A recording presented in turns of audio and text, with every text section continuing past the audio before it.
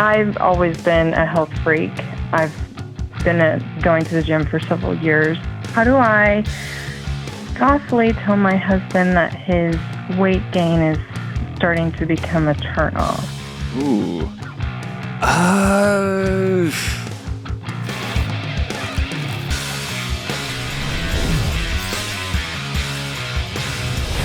Hey, what's going on? What's going on? This is John with the Dr. John Delony Show. So glad that you're here. Taking your calls from all over the planet on whatever's going on in your life. The last 2 decades, I've sat with people who the wheels have fallen off in their life, trying to figure out what's the next right move. Your mental and emotional health, your kids, your marriage, your dating life, whatever you got going on. My promise is I'll sit with you and we'll figure out what's the next right move for you. Let's go out to Tulsa, Oklahoma, and talk to Nicole. Hey, Nicole, what's up? Hi, Dr. John. How are you? I'm doing great. How are you? I'm good. Thanks for taking my call. Of course. What's going on? My question is, how do I softly tell my husband that his weight gain is starting to become a turnoff? Ooh. My personality is to be a bull. Tell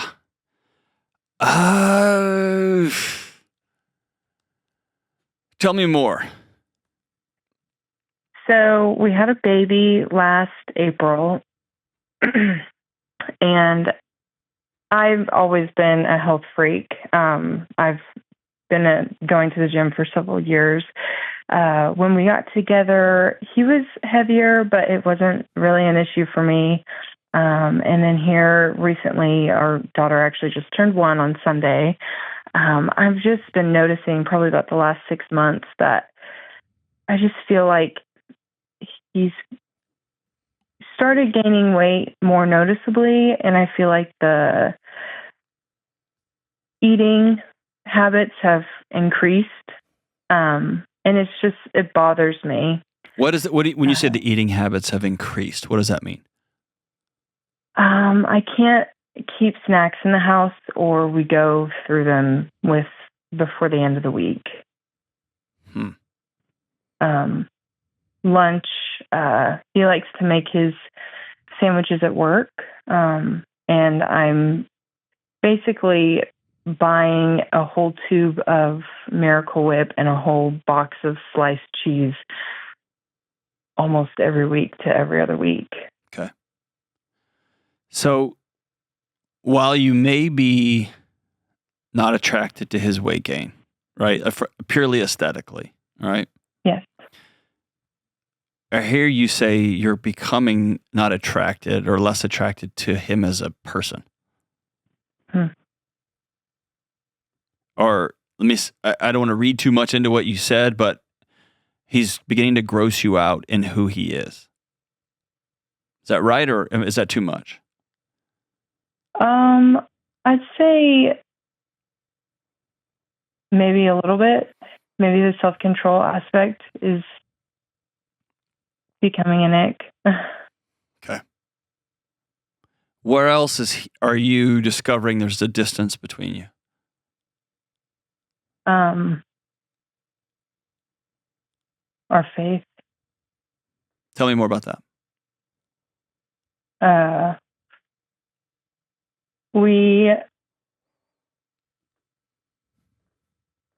I am growing. We both grew up in Christian households, and he went to the same church since the moment he was born. And I kind of followed him into that when we got together and were dating. But I just felt like I wasn't spiritually growing. It wasn't really my religion. So I spread off and went to the church that I kind of grew up in, and the same religion. And he actually followed me there, which was a huge step. But I'm trying to pour into that community and kind of start becoming more faithful. And I'm doing devotions and worshiping and actively talking about the Lord. And he just doesn't care. He won't be active in any of that stuff with me. And I've asked him about it, and he just like, no, I'm good. What else?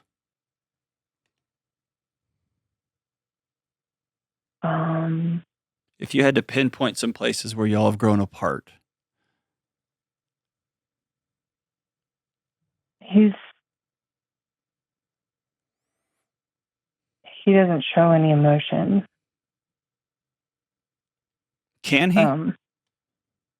I've asked. I know you've asked in your words. I don't know. But if your actions are language, is he allowed to show emotion? Is he allowed to show frustration, disappointment, sadness? Is he allowed to just be low? Or is the way you do things the way things need to be done, whether it's fitness, in which you call yourself a freak? Is it fitness? Is it sexuality? Is it what we eat and how we eat and where we worship and how much we do it and how much we talk about it? No. Has he just learned, all right, I'm out? And I'm not making accusations. I'm just asking. Yeah. Because the way you're the way you're talking about him is very much the way a mom talks about her son that she's frustrated with. Okay. And that may be because he acts like a kid. And it may be that he's trying to find pockets of safety and he's eating his feelings right now. Because that's the only place for them to go is shoved down. Because I live in her house and worship at her church and raise our kid the way she wants it to be done. And ultimately, my home is a failure factory. Does that sound right, or am I way off? Yeah. No. Very accurate. Okay.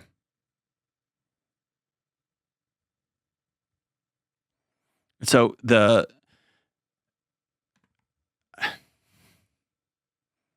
you won't like my answer if that helps. Okay. There's not a gentle way to tell somebody you're not attracted to them anymore. Okay. There's an honest way and a helpful way, and there's hurtful ways to do that. Yeah. But to me, the bigger conversation here is how long were you all married before you had a kid? Oh, we got pregnant 2 months after we were married. Okay. So, and your kid's about to turn 1, you said? She just turned 1, yeah. Okay.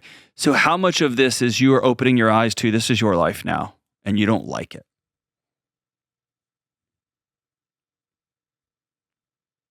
I feel like I love my life. Okay. And I love being a mom. Okay. I'm nervous that it's just settling. And what does that mean?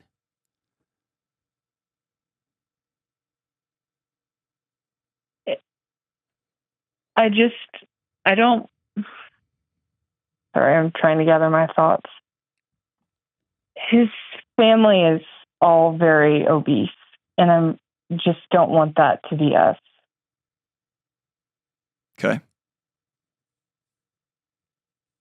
And I'm nervous that he'll be like his dad and check out and not want to play with our kids. Because his dad sits on the couch and drinks a Diet Coke for water and eats Cheetos all night.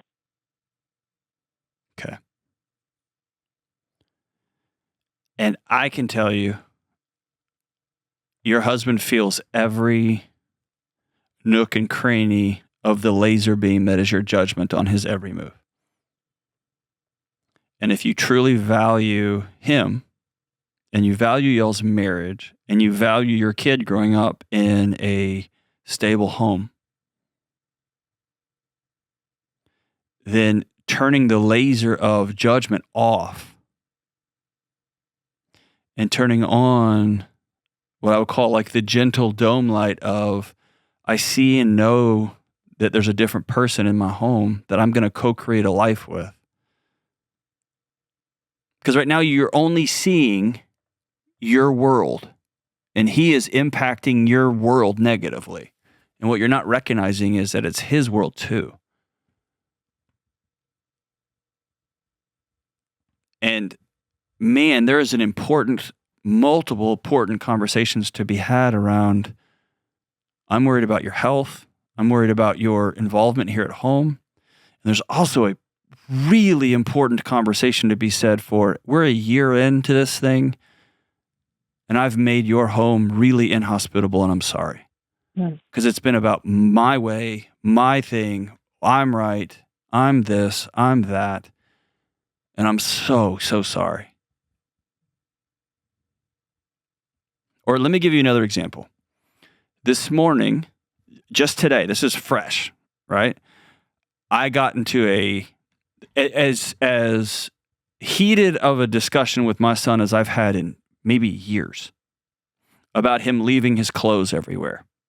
He gets home from school, home from track, and he he opens up his backpack, and there's just stuff everywhere.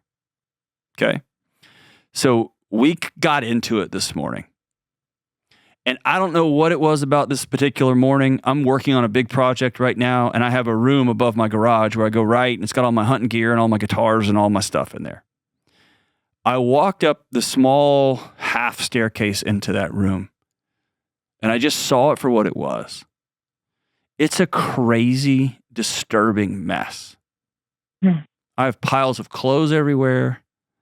I've got guitars laying all over the place. I haven't cleaned up after the last hunting season. I'm writing a book. I got books everywhere, papers everywhere. It's a mess. And I felt so ashamed. So much so that I wrote my son a long note that said, I'm a hypocrite and I'm sorry. I've been challenging you on your cleanliness and your like routines. And here I am living like this. I'm sorry. And my solution with my son this morning was, I have to make some changes around here, and I want to invite you in to be a part of some of those changes. And that's the only path forward right now, because I was not being a person of integrity, because I was blaming him for stuff that I was participating in. And so you can't blame your husband for not sharing emotions if you're not a person you can share emotions with. And you can't blame your husband for eating his feelings if that's the only place for them to go. And you can't blame him from coming from an obese family, but you can talk to him about, hey, I also have problems with my body. I just go the other way with it. And what does health look like for us? And what does togetherness look like for us? And what does connectivity with our kid look like? You get what I'm saying? Yeah. And part of that conversation will be, I'm losing attraction to you, and I'm going to own that. But if you just come and drop that grenade on him, there's nowhere for that blast to go except inside his soul and spirit.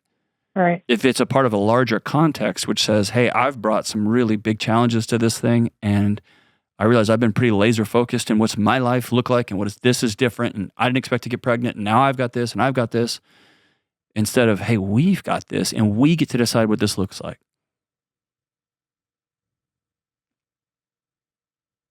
Yeah. How does that resonate? Does that resonate as BS? Does that resonate as like, no, it makes, no, I feel it? That I'm impressed. Yeah, I just didn't, I'm not trying to say like, oh, this is my fault, which it is probably my fault, but I just didn't see it that way. But it all is very accurate. Let's take fault off the table right now, okay? Because if we want to go down fault, it's his fault that he puts that food in his mouth, right? It is. That's a choice he makes every bite. And it's a fault that you judge him through a lens of his parents and through your lens of embarrassment. And I want to be seen with a guy that looks like this out in public. We can go down the fault thing. It's not helpful, because fault ends up becoming we're scorekeeping and I'm winning or I'm losing. Let's take fault off the table for a bit. And let's take, this is going to sound so cheesy. I'm rolling my eyes at myself as I say this, but let's take co-creation. We've co-created a marriage in our first year where we were just surviving. And you survived by barking orders, and he survived by eating his feelings. Period. Yeah. What if, and I know I just made that way simple, there's way more complexity to that, I know that.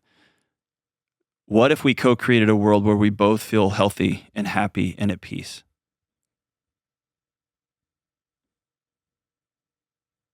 What does that look like? What do we want the house to feel like when we both walk in? What is sharing responsibilities and roles and new identities now? What does that look like? What does that feel like? What is a pattern that when he hears you ordering him around as though he's a 7-year-old kid, that he has a way to say,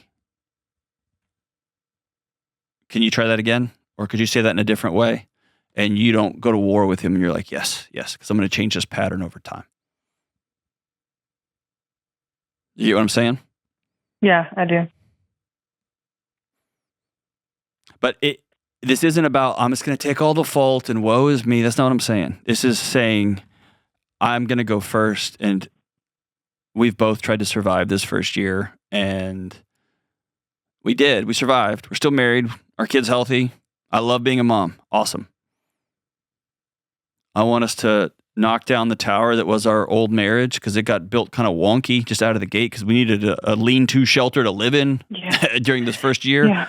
And let's build the thing we actually want. The one where we both have peace, the one where we both have laughter, where we have fitness, we take care of ourselves, we're good stewards of our bodies, where you can put your fears on the table and not say, you're being like your dad, because that's never a good thing to say. But, hey, I'm worried about. I love you enough to tell you I'm concerned about your health. I want you to be here for her high school graduation. I want her to have some hilarious memories of her dad rolling around on the floor with her, not sitting on a couch drinking a Diet Coke. And then being able to say, okay, what do you see in me? Where's my blind spots? And the only way this works is if one of you goes first, and you called, so I'm going to challenge you to go first, to put on the table and say, I'm sorry. I messed this up out of the gate. I was doing the best I could with what I had, and now I'm asking not for a do-over, but can we rebuild something new and amazing? Let's start from there. Thanks for the call, sister. Your bravery is impressive, and your ability to be reflective really quick is impressive as well. Thank you so much for the call. We come back. A woman asks how to face her fear of becoming a mom now that she is pregnant. Y'all, my house rules. It's filled with so much cool stuff, like my music gear and my hunting stuff, and all of my family is into art projects, and there are more band t-shirts in my house than I know what to do with. But my house is also filled with Cozy Earth gear. Loads of it. There's sheets, pajamas, blankets, towels. My family has it all because it's amazing. I got this Cozy Earth comforter, and it's big, but somehow it's not hot or heavy. It's like a cloud. It's amazing. It helps regulate temperature so I can stay comfortable throughout the night and sleep better and wake up feeling restored. And I am right now wearing Cozy Earth Essential Socks. The Cozy Earth Essential Socks come in 4 links. They're all super comfortable. They are amazing. And don't forget, Cozy Earth offers a 100-night sleep trial on all of their bedding and a 10-year warranty on everything else. So there's no risk. Try Cozy Earth for yourself. Go to CozyEarth.com/Delony and use code Delony, and you'll save up to 20% off your entire order. That's Cozy, C-O-Z-Y, CozyEarth.com/Delony, and use code Delony. And if you get a post-purchase survey, tell them you heard about Cozy Earth's amazing gear, bedding, bath stuff, even the socks. Tell them you heard about it right here. Trust me, you're going to love Cozy Earth taking over your home just like it's taken over mine. Some of my favorite days in the spring are being out on the water with my son and my daughter, and even occasionally my wife, fishing as a family. And if you fish, you know this, glare on the water can be brutal. You're trying to see where the fish are. You're trying to not have your eyes get burned out. And at the end of the day, your eyes get cooked. And that's why we all wear Shady Rays fishing sunglasses. I got mine right here. Dude, I look so cool. They're polarized, which means they actually cut the glare and they actually let you see into the water, not just the surface, under the water. It makes a huge difference. They protect your eyes. They're durable. They're built for real life. And just let me say, I've lost and broken more sunglasses than I could possibly count. And another reason I love Shady Rays is they have lost and broken protection. And that means if something happens, they will replace them. This means I'm not stressed about wearing them in the middle of a lake, on a creek, on a long hike. I don't mind wearing them anywhere. They look great, and they're not insanely stupid expensive like sunglasses suddenly seem to be. If you fish, if you like being outside, get sunglasses that are made for fishing, or check out their entire collection. Head to shadyrays.com and use code Delony for 40% off 2 or more polarized sunglasses, like these right here. That's shadyrays.com. Use code Delony. All right, let's go to Portland, Oregon, and talk to Annie. Hey, Annie, what's up? Thanks. So I just have a quick question for you. How can I overcome and face my fears and anxieties about motherhood so that I can be a resilient and peaceful mom? And I'm currently 11 weeks and 5 days pregnant with our first kid. Oh, so you're right there, huh? Have y'all announced to your friends and family yet? Or are you holding tight for a few more days? I did. I kind of regretted it. I should have probably waited, but I was just too excited. So, yeah, I told everyone. So, hey, can I tell you congratulations? Thank you. Yeah. Is that cool? Yeah. Tell me your relationship status. Oh, I'm married. Yeah, we've been married for 4 years. Okay. You like him? Oh, man. Yeah, he's amazing. Okay. All right. So, whenever somebody tells me they have a fear about something or they have anxiety about something, I always want to know, and as detailed as you could get, okay? Because fears and anxieties tend to be really. Did you see Stranger Things? I can't. Oh, okay. You don't like scary movies, okay? No. Or scary. Okay, so it can be really shadowy and kind of like ethereal. It's hard to wrap your head around, or it's hard to point a finger to it. And so one of the ways to disempower fear and anxieties is to be really specific about them. Okay. So what is it about being a mom? And I want to get to the place you want to be. What is it about this side of motherhood that makes you concerned that you're not going to be a peaceful mother? Yeah. I'm really scared that I'm not going to be able to handle the responsibilities, the emotional, physical, mental taxation that women go through when they have a baby. Where does that fear originate? Have you failed yourself a number of times, or is this part of the American mother guilt complex? Oh, yeah. I think it's probably both, but yeah, I have failed. I haven't failed myself, but there's been moments in my life that I've went through some pretty significant pain because of choices I've made. Tell me about that. Yeah. So I guess when let me tell you this. I know this is A, only tell me what you're comfortable telling, okay? Sure. And be as vague as you feel like you need to be, okay? Okay. And B, I'm not just fishing. I'm actually going somewhere with this, okay? Yeah, no, I believe you. Okay, I just don't want to give you too many details and waste your time, you know? Oh, you're not wasting my time. I'm Okay. honored that you're on the phone with me. Thanks. Okay, so when I was really young, I made the choice to run away with a guy I barely knew, and that turned out to be a really horrible decision. Okay. How old were you? I had just turned 18. Okay. How old was he? He was 40. Okay. And how long until you uncoupled from that? Last year. Oh, last year. Okay. Oh, wait, I'm sorry. What do you mean by that question? How long until y'all broke up and you found yourself kind of in the wasteland of being 22 or 23 or 25, looking sure. around? No, it's actually a really cool story because it was 2 days later. I was in a different state than the state I grew up in. And I just had a crazy encounter with God. Okay, so it was 2 days later and you had a spiritual awakening. Yeah, it was crazy. Huh. God just totally saved me from it. And so you went home right after that? No, I stayed with my brother for a couple months, and then I went back to my hometown. Okay. Yeah. And then what was re-entry into your hometown like? Yeah, it was really hard. And I went back to live with my parents again, and they did the best that they could, but everything just picked up like normal. And I never really had time to process what had happened. And And that eventually, I really just pushed things down and shoved them deep down inside. And then eventually that led me to like my next really big emotional breakdown of, I was in the middle of nursing school a year and a half ago, and I had a bunch of triggers occur to me and had never dealt with panic and anxiety before. And I just totally lost it. And my body just started screaming at me. And yeah. How old are you now?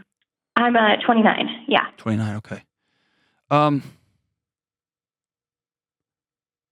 Tell me how your mom loved you, supported you, cared for you, walked alongside you. I wasn't expecting that question. Sorry. No, you're okay. She showed me how to work really hard. That's the most compassionate, politically correct answer of all time. That was awesome. I'm not asking you to badmouth your mom, but I'm asking you to, if you were to objectively back out of the situation, and I know that's an almost impossible thing to do, right? Yeah. But if you were to imagine yourself watching your mother walk alongside you, if she did it all, yeah. What would that look like?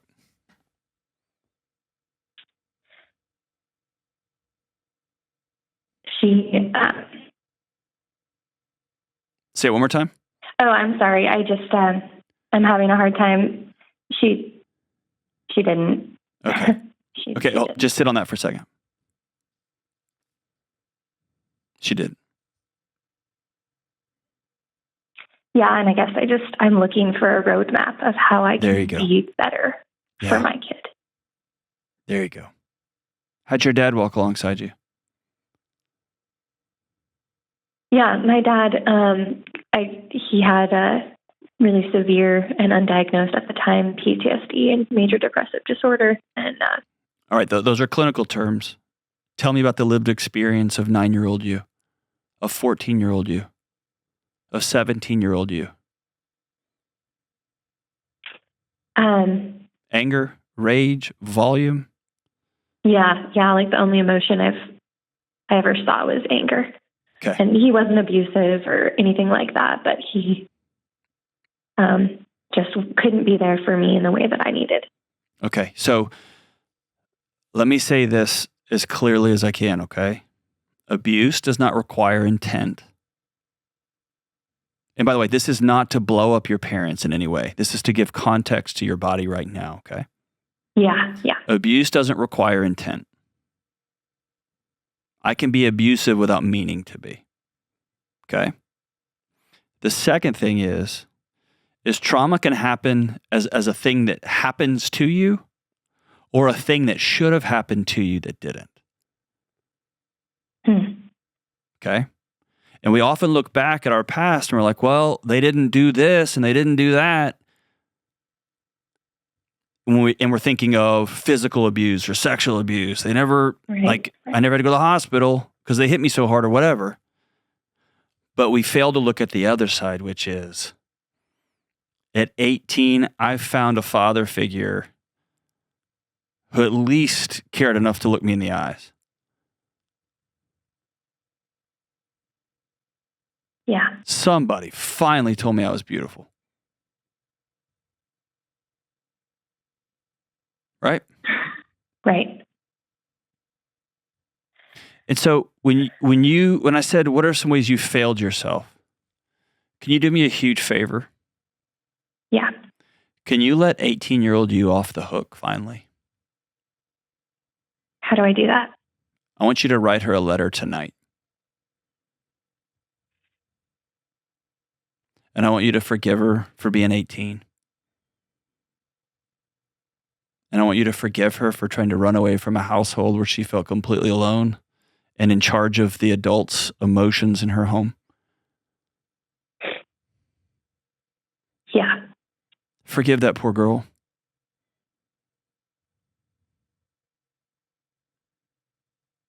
Because she's haunting you right now and she's just trying to tell you, dude, I was trying to survive.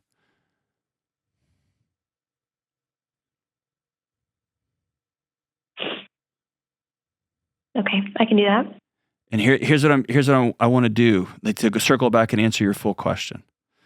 The first thing I want you to do is to be honest about consider, like you may have heard me say this before, but consider you've got a backpack on full of cinder blocks. How many of these cinder blocks, I don't have to work through them all, but how many of these cinder blocks can I at least acknowledge? How much weight am I carrying into this new season of my life? You have a lived experience of a mom who was at you, not with you. Yeah. Let's acknowledge that's in our backpack. It's heavy. Yeah, for sure. And let's stop blaming 29-year-old ourselves for being tired, for having panic attacks, for we're in nursing school and we have to do something that's life or death. And we have that voice of our mom saying, you screwed up. You didn't do this. I can't believe you didn't. Like, let's give ourselves some grace.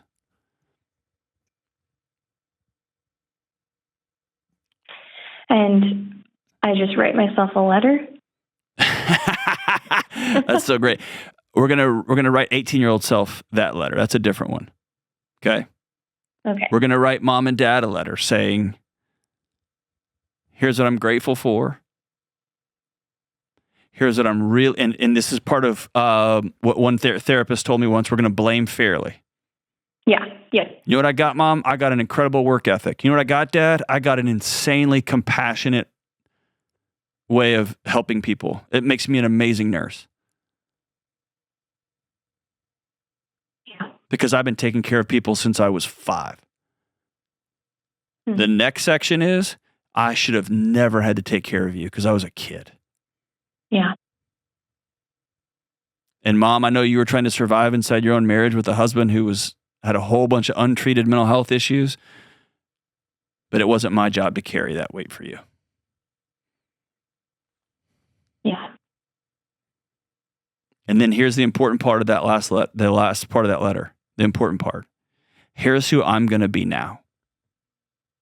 And when we say things like, I just want to be a peaceful mom, that becomes a finish line of a race that never ends because you don't have a lived experience of what peace even feels like. Right. And so here's what we're going to do. We're going to put some really specific things down on paper.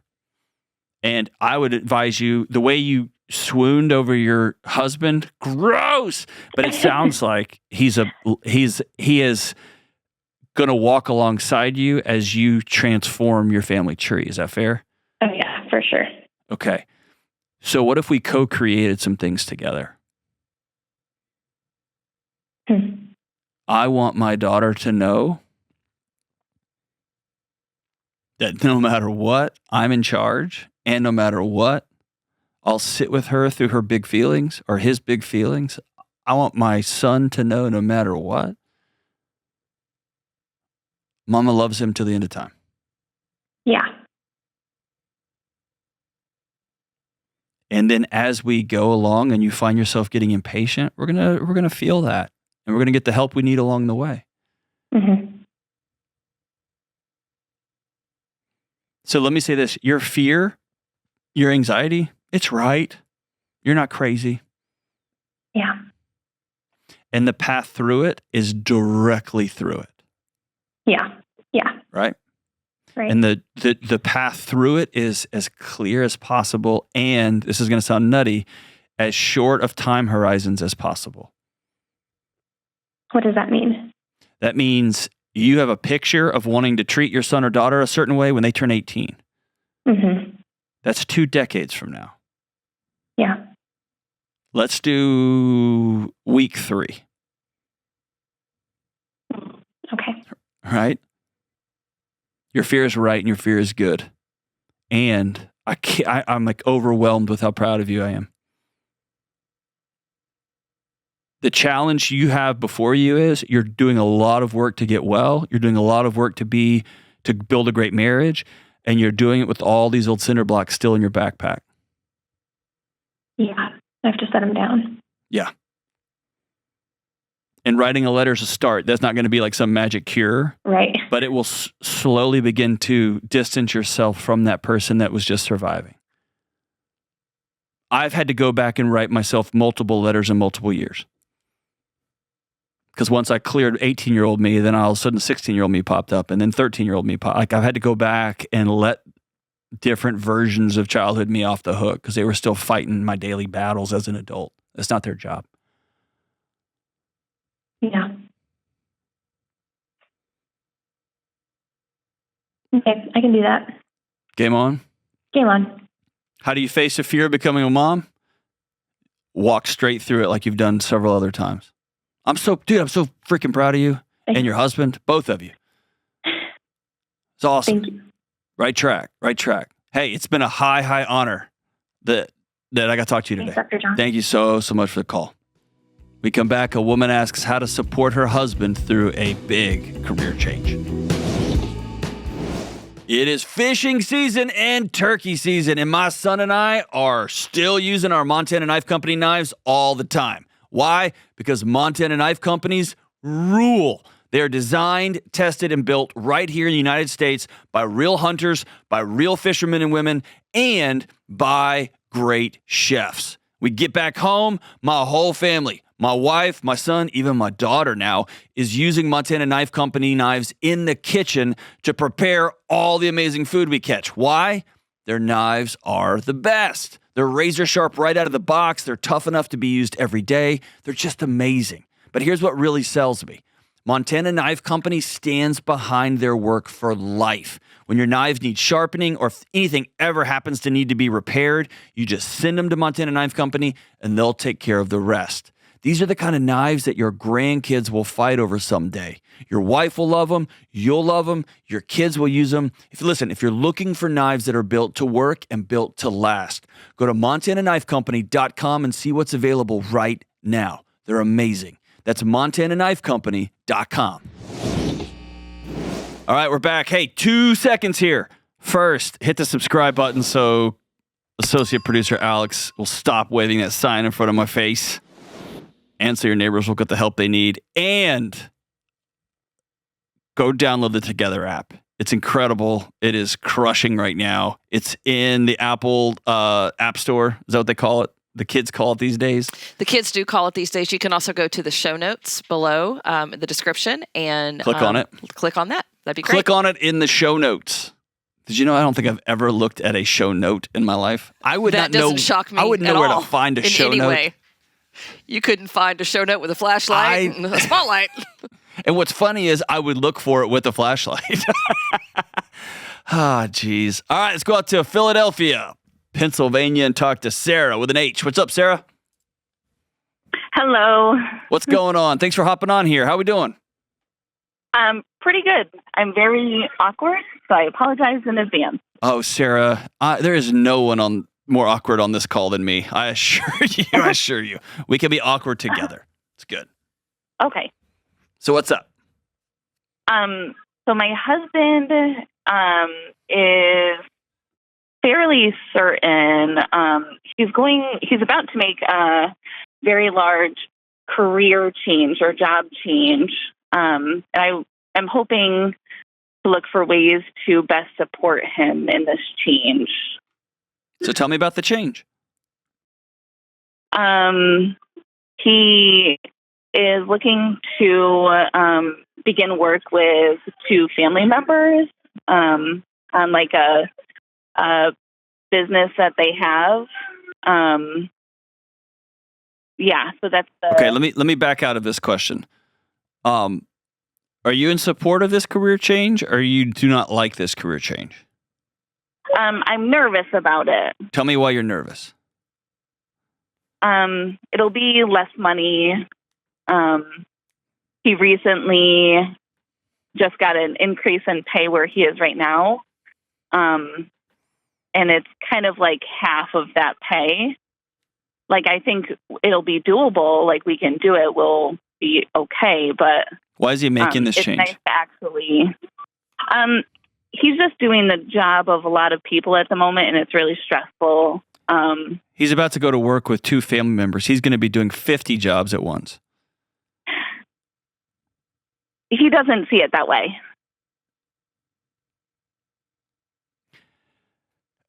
It is a tall order for a spouse to be supportive of a husband and again, this may make me unpopular to say it this bluntly, but hey, honey, I want to bring home half the income because I'm tired of working so hard. I feel bad because I also don't want him miserable, because then when he gets home, he is in a miserable mood. He has gotten better. He's the one that showed me your podcast, and he'll be listening to this and laughing at how awkward I am. You're not awkward at all. I guess I want to call out, I don't see a lot of successful job transitions, especially huge ones, where someone isn't going towards something, but they're running away from something. Right. And where he's at now is trying to fix, like they're trying to hire someone else to lessen his load at work. But even like thinking about, having to train that person for the next however long is a lot for him to process and like think about, kind of. Have you all sat down and made a real honest budget with, hey, we're about to bring home half the income we've had? Well, the income is new, like his increase in income is new. So it'd kind of be where we've been at. But it's nice to like not have to worry so much about money.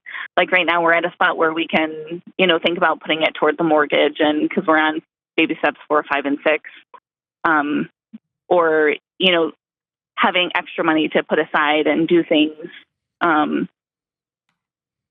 that it's kind of nice to have that little cushion, I guess.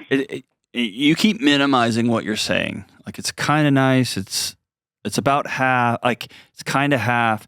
I want you to begin to take full ownership of the feelings inside your chest. Besides just nervous? Yeah, because nervous is amorphous. Right. Like, I can be fully prepared. Thursday night, I'm going out of town to do a headlining bit at a comedy club I've never walked into. I will be nervous. I speak to audiences all over the United States, all over the place. Big audiences, small audiences, all over. I have a full hour and probably 30 minutes of an act I can do. I'm fully prepared. Right. And I'll still be nervous. Nervous is just a physiological reaction. It's good because that means there's a risk involved, right? That's cool. That's not. And I don't think that's what you're feeling. Yeah. Right. Tell me more. You're hesitant. Tell me more of the feelings besides nervous. I've heard you talk a lot about like business with family members, and that was another part that I was hesitant about. Do you trust? Would you let your family members, these particular family members, keep your kids? They're not like dangerous. I think that's not what I said. Like would you want your kids around them a lot? Yeah. Okay. At least one of them. Okay. So here's the thing. One of them for sure. Here, y'all are creating a world. You're tilling the soil for a field of resentment because you'll have a lot of unspoken things going on. And so when I left my 20-year career as a senior leader at universities to become a podcaster and a YouTuber, for God's sakes, my wife was very nervous about that. I'll go further to say she was uncomfortable with it. Mm-hmm. And so we walked through. Our finances changed pretty dramatically, especially early on. Now they've changed completely the other way. But early on, there was a path here of I'm uncomfortable with this, I'm uncomfortable with this. And most of her discomfort was, John, you're an introvert. John, I see you when people say I hate you or you're an idiot, and it melts you. And you're walking into an ecosystem where that's where a lot of people are going to throw grenades at you. Right. Right. And she knows I like to take time with people, and I'm overly compassionate, and the ecosystem that I live in rewards really quick, sensational points that lack nuance, right? Like all that stuff. She was like, you're walking into a new room where I'm uncomfortable for you. And we had to sit down and be pragmatic about a budget. and we had to find a place to live because I lived in university housing. Like we had all these very practical things to sit down and discuss. And it didn't make the conversations easy, but it did give us a plan. Right. Right? And so what you're doing with a plan, Arthur Brooks talks about this so well, you're taking away the uncertainty. There's still a risk. This whole thing could fall, but I'm going to take uncertainty off the table. And so as much as I possibly can. Uncertainty will make you crazy. Risk is exciting, but risk shouldn't end you. Right. And so if you're honestly, if you, in your guts, if you think to your husband, I'm afraid you're going to take this job and in 4 months you're going to realize you went with you and you're going to come home grumpy for that job just at half the salary. Yeah. Or you think you're going to go work less, you're not. And if this business works, y'all are going to all be working way more. Right.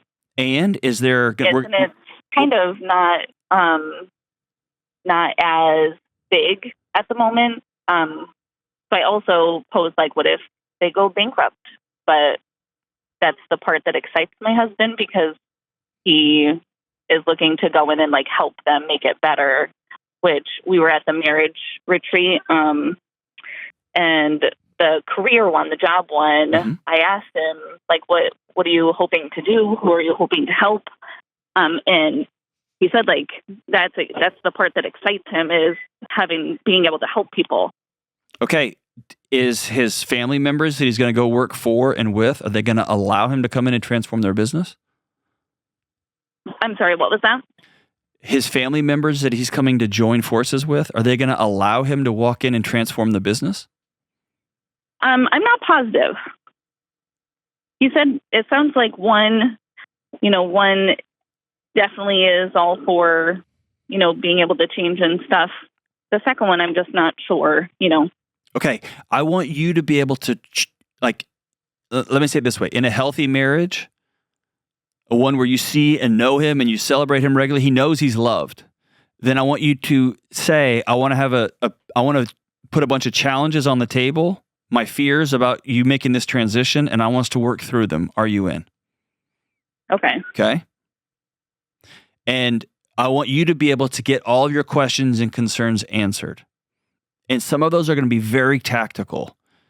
Are we willing to postpone paying our house off? Are we willing to postpone funding the kids' college fund because you're tired at work?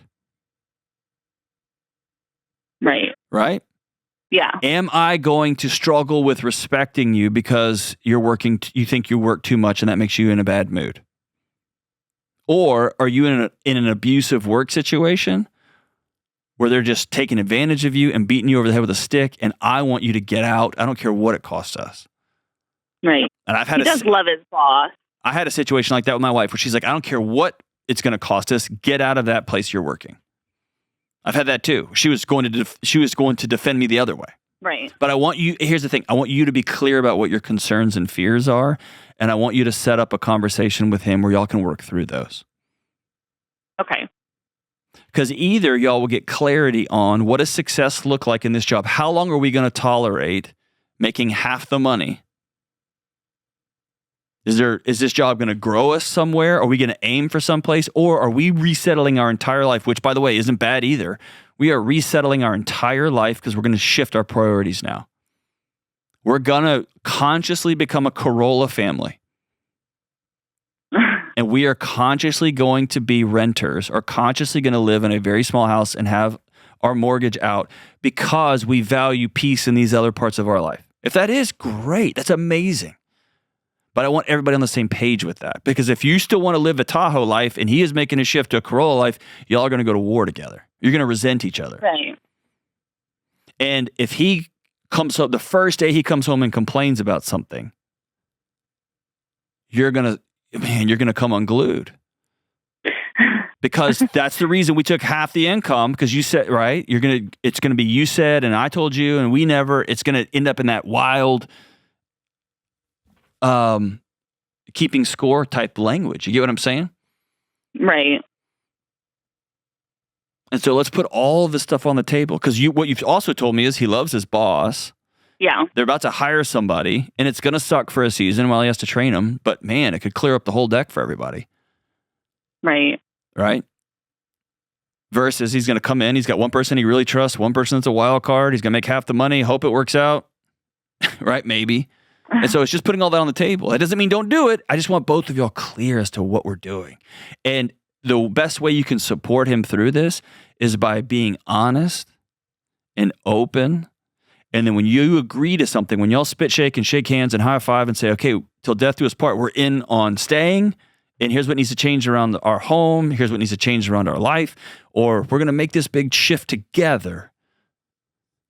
I'm not going to throw this in your face if it doesn't work. I'm going to say, no, I was fully in on this too. And we're going to make a run at it this way. And then we're going to have markers along the way that say, hey, it's time for us to get out of this race and go find something else. Okay. We're just looking for clarity. And clarity requires often radical honesty. Does that make you nervous? A little bit. Okay. Because he can't hear it, or because he's going to throw it in your face, or what? Why does that make you nervous? I'm just not very good with confrontational talks or like any kind of talks like that. My brain kind of just shuts down. Okay. My challenge to you is to write it down. Okay. I do the same. I get all jumbled up when I get emotional about something. So I've learned over the years, I write it all down. Okay.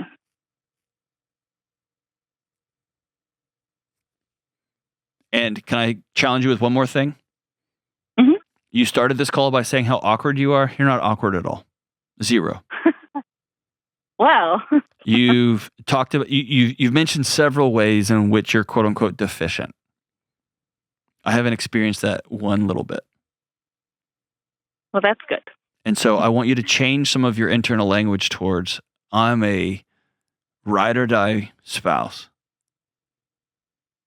I'm a supportive wife. And I love my husband enough to challenge him before he makes a mistake, or so that I can be fully both feet in the boat and we're both going to row like crazy towards this new direction.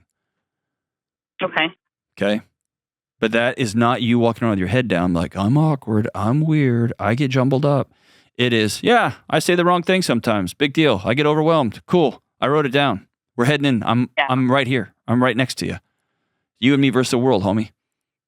You get what I'm saying? Yeah. Is this helpful at all? I don't feel like I was helpful one bit. Yeah, that was helpful. Are you going to do any of what I said? Probably not. Yeah. I was just make sure to write things down. All right, good. How about this? Let me know how this conversation goes, and if your husband wants to be on the show, I'd love to talk to him about it. I always want somebody on a big career change to go towards something, not away from something, unless they just have to. Because it's super abusive, because it is unmanageable, because it is taking advantage of you, taking your soul from you. But sometimes working a lot is the season we're in. Sometimes working 2 or 3 people's jobs is the season we're in because we have a family to support and it is what it is. And we have to be honest with our spouse about, okay, this is something we can't change right this season, or we're not willing to change this season, or we're not going to change this season. So what can we create here at home so that I walk in and we both smile because I'm home? Thanks for calling, sister. We'll be right back. Finally, winter is over and spring is here. And that means it's time to rotate the old closet. The poncho flannels and denims are going to the back of the closet, and the poncho originals and ultralights are moving forward. That's right. No matter what time of year it is, I'm still wearing my poncho shirts. I've been wearing them for years. Why? Because they rule. They're the best.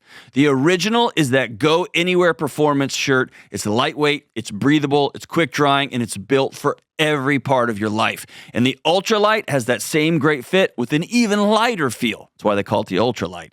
And when it's hot, like it gets here in Tennessee, how light a shirt is matters.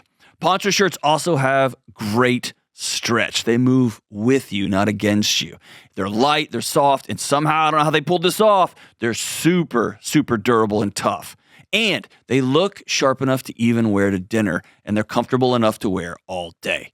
If warmer weather has you ready to reshuffle your closet, I want you to go to ponchooutdoors.com/Delony and check out all of their styles. Get $10 off your first purchase. Just sign up with your email. That's ponchooutdoors.com/Delony. Kelly rocking the super, super, super deep V again. What's up? All right, something cool happened. What is it? Yes. So this is from Levi. I like how you don't even respond anymore. I'm not going to. You know, contempt is one of the four horsemen of the apocalypse. And eye rolling is a key feature of contempt.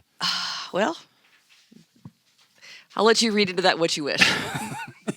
Behavior is a language, Kelly. All right, go ahead. Yes, it is. All right. Levi in Lynchburg writes, I was at the Valentine's weekend money and marriage getaway in 2025. I told everyone about how I betrayed my wife, my family, but specifically my wife by having an affair. I was struggling with trying to figure out how to be a good man again for her and for our son. You and the other personalities and everyone else at the getaway was very supportive and encouraged me to just keep doing the next right thing. As of today, my 30th birthday, I am 607 days sober and want to thank you and Rachel and everyone else for their continued part in my healing and in my family. From the deepest, deepest part of my heart and on behalf of my family, thank you. Dude, that's awesome. Shout out to our brother here for staying sober and for rebuilding his marriage one brick at a time. That's awesome. Well played, my man. Love you guys. Hey, thanks for listening. See you next time on the Dr. John Delony Show.